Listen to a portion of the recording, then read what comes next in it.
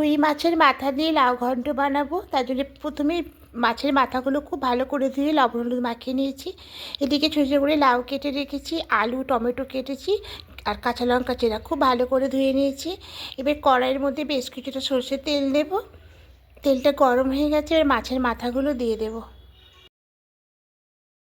এবার মাছের মাথাগুলো ওপাশটা উল্টে নেব। মাছের মাথাগুলো কড়া করে ভাজা হয়ে গেছে, এবার তুলে নেব। এবার এই তেলের মধ্যেই ফোড়নে দেব রাঁধুনি আর গোটা জিরে আর একটা তেজপাতা। একটু নাড়াচাড়া করে নিয়ে কয়েকটা কাঁচা লঙ্কা চেরা দেব।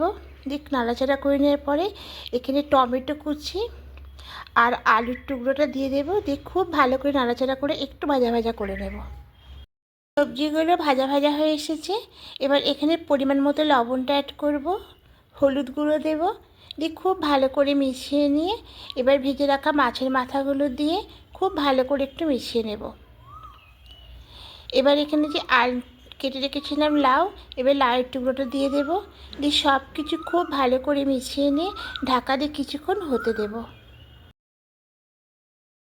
কিছুক্ষণ বাদে ঢাকাটা খুলে নিলাম। এবার খুব ভালো করে এবার খুন্তি দেবে নাড়াচাড়া করে নেব। দেখুন লাউ থেকে কতটা জল বেরিয়েছে, আরও জল বেরোবে, তার জন্য আবারও ঢাকা দিয়ে কিছুক্ষণ রেখে দেব। ঢাকাটা খুলে নেব। দেখুন লাউ থেকে কতটা জল বেরিয়েছে। এই লাউয়ের জলেতেই আলুগুলো সেদ্ধ হয়ে যাবে, আর কোনো জল দিতে হবে না। এবার এখানে স্বাদ মতো মিষ্টিটা দেব। আমি এখানে গুড়ের বাতাসার গুঁড়ো দিচ্ছি, আপনারা চিনিটা অ্যাড করতে পারেন। দিয়ে খুব ভালো করে মিশিয়ে নেব। এবার এখানে সামান্য একটু ধনিয়া পাতা কুচি দেব। দিয়ে খুব ভালো করে মিশিয়ে নেব। দেখুন এখনও অনেকটাই জল আছে, তাই আরও কিছুক্ষণ রাখবো জলটা শুকিয়ে যাওয়া পর্যন্ত। জলটা একদম শুকিয়ে গেছে, এবার খুব ভালো করে ঘেঁটে দিয়েছি। দেখুন লাউ ঘন্টটা একদম রেডি। এবার গ্যাসটা অফ করে নামিয়ে নেব। তা বন্ধুরা, গরমকাল আসছে, এখন এই লাউ খাওয়া আমাদের শরীরের পক্ষে খুবই উপকার, শরীরকেও ঠান্ডা রাখে।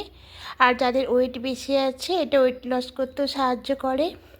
আর এরকম বিনা মশলায়, কোনো রকম মশলা ছাড়া রান্না করলে এটা আমার শরীরের পক্ষে খুবই উপকার। তাই বন্ধুরা, যদি পারেন এরকম করে রান্না করে দেখবেন, আশা করি আপনাদেরও খেতে ভালো লাগবে। আর যদি ভালো লেগে থাকে আমার রান্নাগুলো, অবশ্যই একটা লাইক করে দেবেন। আর যারা নতুন বন্ধুরা দেখছেন এখনও পর্যন্ত সাবস্ক্রাইব করেননি, তাদের কাছে অনুরোধ রইল সাবস্ক্রাইব করে পাশে থাকার জন্য। আমি আপনাদের পাশে থাকবো। আবার কোনো রেসিপি নিয়ে চলে আসবো। আজকের মতো টাটা।